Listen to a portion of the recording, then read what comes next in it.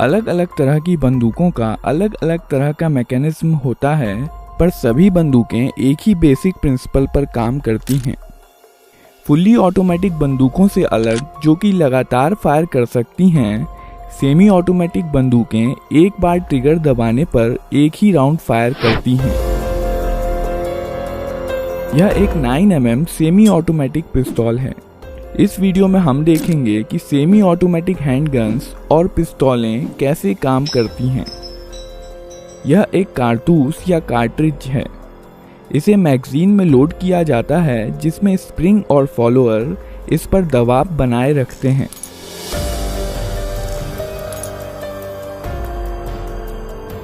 Magazine का design कुछ इस प्रकार का होता है कि कारतूस आगे स्लाइड होकर ही बाहर आ सकता है।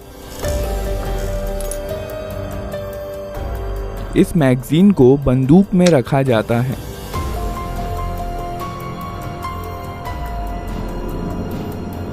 यहाँ पर बंदूक के अंदर के महत्वपूर्ण पार्ट्स दिखाए गए हैं। बंदूक को पहली बार फायर करने के लिए रिकॉइल स्प्रिंग के अगेंस्ट स्लाइडर को हाथ से पीछे खींचा जाता है। इसके कारण कई चीजें एक साथ होती हैं, जिन्हें हम एक एक करके देखेंगे।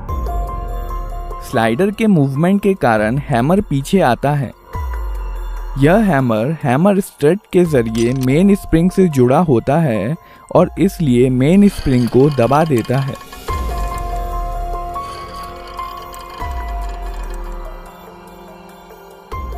यह सीयर है। यह हैमर के मूवमेंट को कंट्रोल करता है। जब स्लाइडर पीछे जाता है, तब सीयर लीफ स्प्रिंग के दबाव में हैमर के साथ एंगेज हो जाता है और हैमर को वापस जाने से रोकता है। जब स्लाइडर को छोड़ दिया जाता है, तब रिकॉइल स्प्रिंग के कारण स्लाइडर अपनी पहले वाली स्थिति में चला जाता है, जबकि हैमर सीयर के कारण अपनी स्थिति में बना रहता है। इस प्रक्रिया को कॉकिंग कहते हैं।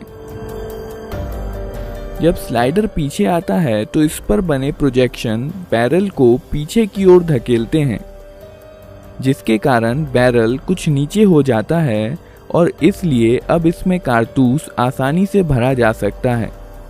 जब स्लाइडर वापस लौट रहा होता है, तो यह एक कारतूस बैरल में ले जाता है और बैरल को अपनी पहले वाली स्थिति में धकेल देता है। कारतूस का पिछला हिस्सा एक्सट्रैक्टर में फंस जाता है, जो कि स्लाइडर से जुड़ा होता है। पिस्तौल अब फायर करने के लिए तैयार है। जब ट्रिगर दबाया जाता है, सीयर डिस्कनेक्टर के माध्यम से धकेल दिया जाता है, जिसके कारण यह हैमर से डिसएंगेज हो जाता है। हैमर अब फ्री है और मेन स्प्रिंग के दबाव में यह फायरिंग पिन, जो कि स्लाइडर में फिक्स्ड होती है, से जा टकराता है। बदले में यह फायरिंग पिन कारतूस के प्राइमर पर स्ट्राइक करती है।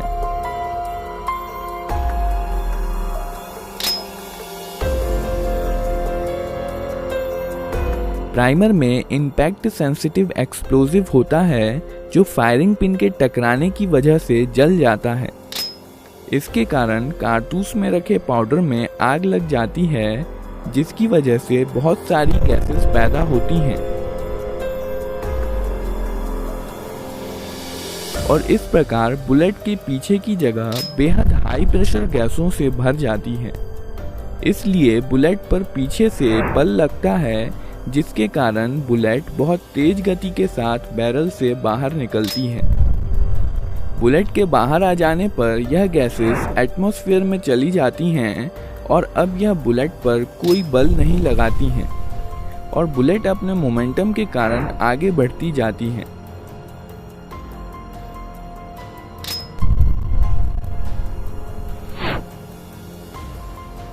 बैरल में कुछ लकीरें और खांचे बने होते हैं, जो आगे बढ़ते समय बुलेट को स्थिरता के लिए घुमा देते हैं।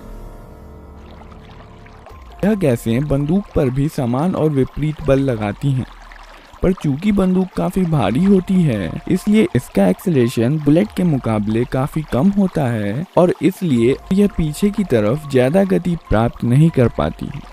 विस्फोट की कुछ एनर्जी स्लाइडर को पीछे धकेलने में इस्तेमाल हो जाती है। केस या खोखा स्लाइडर के साथ पीछे आता है और इजेक्टर की मदद से बाहर निकाल दिया जाता है।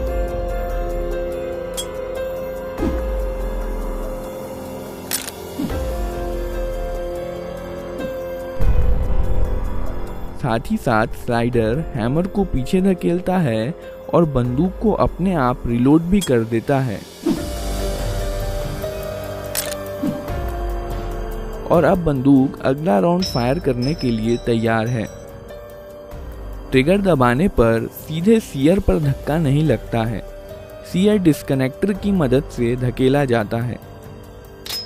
जब स्लाइडर पीछे की तरफ जाता है तो इस पर बने स्लॉट की मदद से यह डिस्कनेक्टर को नीचे की तरफ खिसका देता है।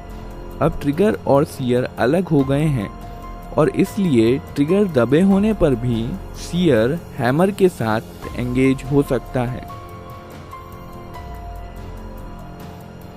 जब ट्रिगर छोड़ दिया जाता है तब डिस्कनेक्टर लीफ स्प्रिंग के दबाव के कारण स्लाइडर के स्लॉट में चला जाता है और अब बंदूक फिर से फायर की जा सकती है।